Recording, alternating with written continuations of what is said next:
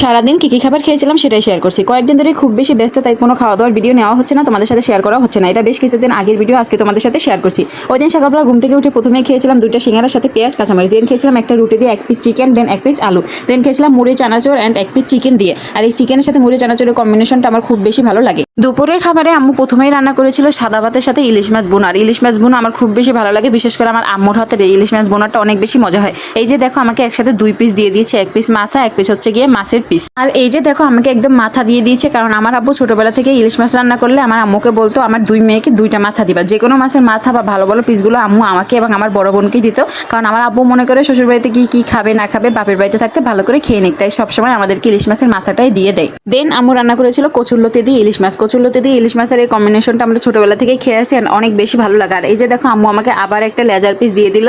ওদিন যেন আমি 4 পিস ইলিশ মাছ খেয়েছি, দেখো ওদিক থেকে আমার ভাই আমাকে আবার একটা ইলিশ মাছের পিস উঠিয়ে দিল।